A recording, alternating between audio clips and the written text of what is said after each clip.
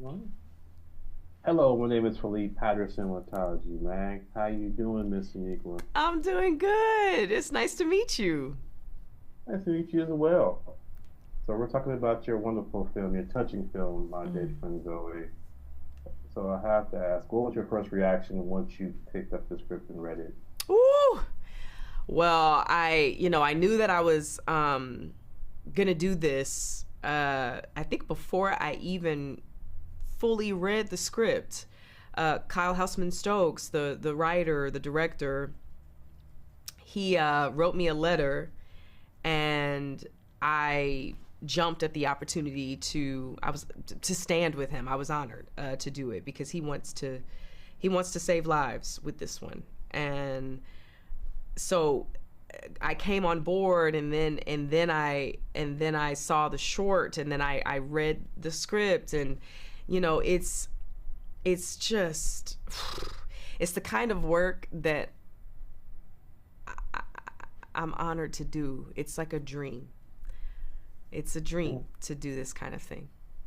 Sounds like it, and it feels like it too. Yeah. Um, what about marriage like resonated with you the most to Oh my, hear? oh my goodness. Well, I think that knowing that this was somebody's real story, knowing that this was Kyle's story, resonated with me. I have my own experience with grief and survivor's remorse and guilt and shame. I know a lot of us do. That's why this story is for everybody. It's not just for veterans. It's for anyone who has struggled with these things, or who knows someone who has struggled with these things. Um, I I was really moved by Kyle wanting to bring his story to the light, to help, and to have a black woman tell his story was inspiring to me too, and surprising to me, quite shocking actually. But I have so much respect for him for that, because he really opened himself up. And so what I love is, spoiler alert, I really love this woman's journey from survivor's remorse to forgiveness and freedom. Hmm. That's what gets me the most, right? In my experience, shame and guilt and survivor's remorse are connected to unforgiveness.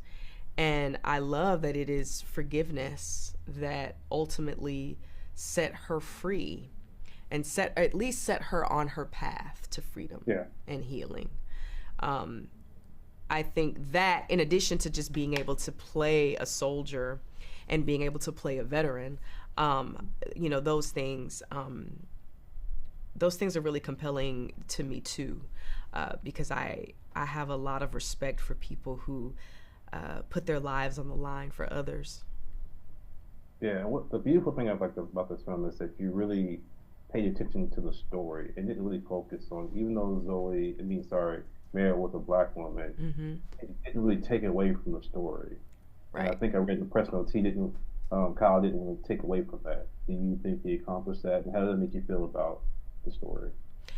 I was just talking about this, because it is this unconventional family, right? You have this white man, Dale, who marries this black woman, and has a biracial daughter, who then marries a black man, and so here you have this black woman with this white grandfather, and that's really, I think that's one of the things that's quite unpredictable about this film, and that sets it apart, because there is the generational divide as it relates to their military service, but then they also have that ethnic divide too. But what I love about it is that it doesn't need to be talked about. Yeah, It just is, and I appreciate that because it speaks volumes just being there, right? yeah, And you have you have the perspective, you have Merritt's perspective, but then interestingly enough, you have this Latina woman who has a totally different perspective and feels like she, has it worse than this black woman. And so then there's a little bit of push and pull with that. I think that's also fascinating. I think we touch on a lot of things, but we don't do it with a heavy hand. So I think that it's able to not feel like we're trying to stuff a bunch of stuff. It's just these people's lives. It's just the way their lives look. I appreciate that about it. I appreciate that too. And how did you and Natalie approach the chemistry? Because it seems like you guys were friends off screen. Like, how did you? We very much are friends off screen. I praise the Lord for everybody that was involved with this, because what a stellar cast, the crew as well, I have to say. But Natalie, man, it was so easy with her. I just, we've been talking about it a lot. We saw each other and we loved each other, and that was that. And it was like, all right, well, this is gonna be easy. And it was. And she's so brilliant and such a joy to be around and such a joy to witness as well.